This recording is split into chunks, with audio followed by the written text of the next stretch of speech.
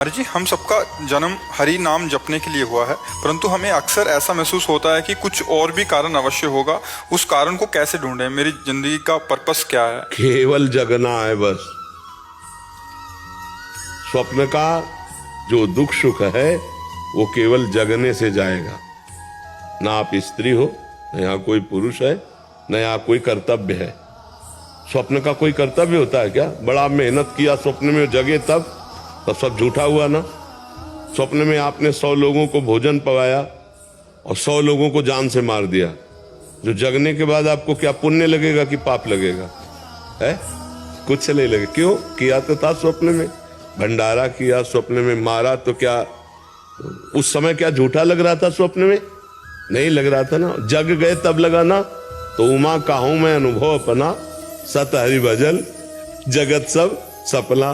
तो अब आपको लग रहा है और कोई कर्तव्य है, तो ये स्वप्न में लग रहा है। अगर जाग के देखो तो स्वप्न में एक आप ही थे, ना कोई वस्तु था, ना कोई व्यक्ति था, ना दुश्मन था, ना कोई दोस्त था।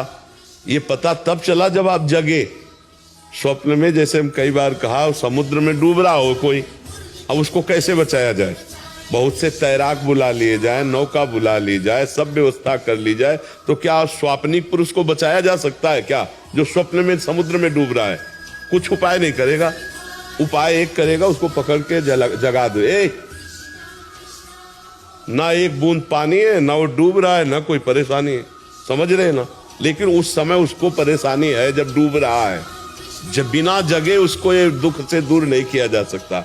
ऐसे ही हम लोग अपने को स्त्री मान लिए, पुरुष मान लिए, ये स्वप्न है।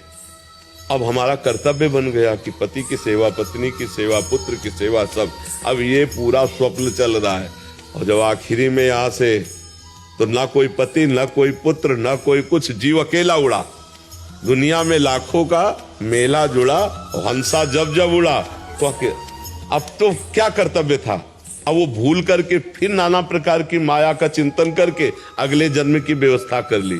हमारा तो उद्देश्य ये है कि अपने कर्तव्य का पालन करो स्वांग की तरह। स्वांग में जैसे नहीं, थोड़ी देर के लिए आप किसी की पत्नी बने, या थोड़ी देर के लिए आप मित्र बने, थोड़ी देर के लिए आप जो भी बने, तो बढ़िया स्वांग करते हैं ना, तो डायरेक्टर इनाम देता, पैसा देता है। ऐसे हमें भगवान ने एक स्वांग भेजा है। मान लो हमें गुरु का स्वांग दिया, किसी को शिष्य का स्वांग दिया, किसी को प्रश्नकर्ता का, किसी को उत्तर देने का स्वांग, बहुत से स्वांग हैं। तो अपने स्वांग को अच्छी तरह निभाओ, लेकिन स्वांग को स्वांग रहने दो, नाटक को नाटक रहने दो, रोल को रोल रहने दो। अगर आप जो 1 घंटा किसी की पत्नी बनी स्वांग में और इसके पीछे, तो आप उससे कहो कि मर्यादा में रहना। ऐसे ही ये 60, 70 वर्ष, 50 वर्ष का स्वांग मिला है, पिता का, पुत्र का, पत्नी का, माता का, अलग अलग। हमको इस स्वांग में कमी नहीं रहने देना।